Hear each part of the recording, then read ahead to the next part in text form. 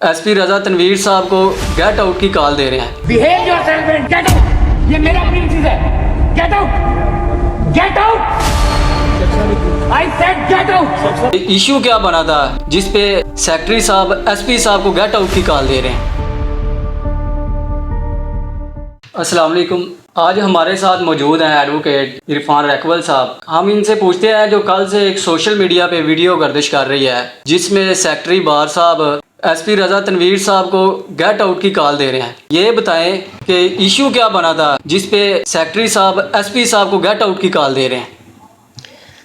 बहुत शुक्रिया। सबसे पहले तो सिर्फ गेट आउट नहीं था, शटअप कॉल थी सेक्रेटरी बार उमर वकास वडैज साहब को। ये कल से जो सोशल मीडिया पे एक तूफ़ान बरपा है, इस पर बहुत से लोगों के दाद भी है वकला को कि बहुत अच्छा किया। मैंने रिस्पांस देखा है कमेंट्स में, और बहुत से लोग इसको कंडेम्ड भी कर रहे हैं कि नहीं, ऐसा नहीं होना चाहिए था। सेक्रेटरी साहब को तहम्मुल मजाजी के साथ एक एसपी लेवल का बंदा है और उसको उनके साथ 3-4 डीएसपीज़ और 8-10 एसएचओज़ थे।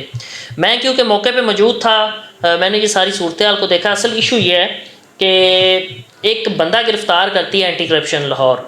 एंटी करप्शन ने बंदा गिरफ़्तार कर लिया और उसको रूपोश कर लिया, जिस तरह जिसे जबरी गुमशुदगी कहते हैं। जिस तरह रिसेंटली आपके इमरान रियाज साहब लापता थे। तो कानून तो ऐसा हरगिज़ नहीं कहता।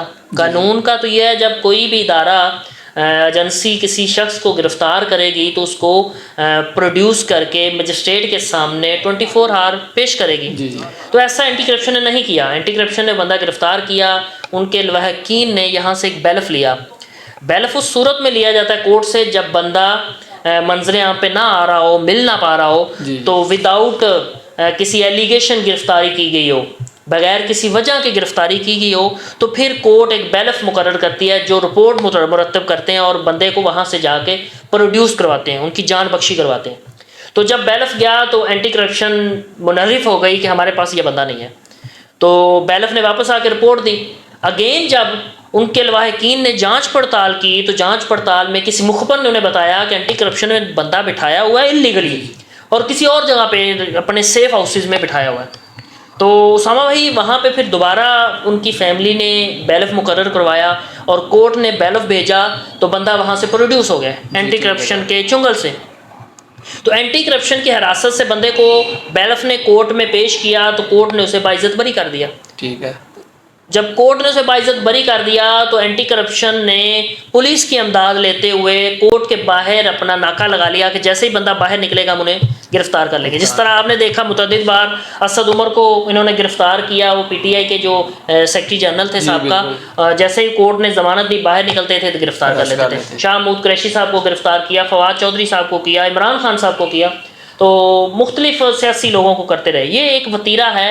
अनफॉर्चुनेटली हमारी पुलिस का, हमारे इदारों का ऐसा होना नहीं चाहिए। कानून ऐसी हरगिज़ इजाज़त नहीं देता।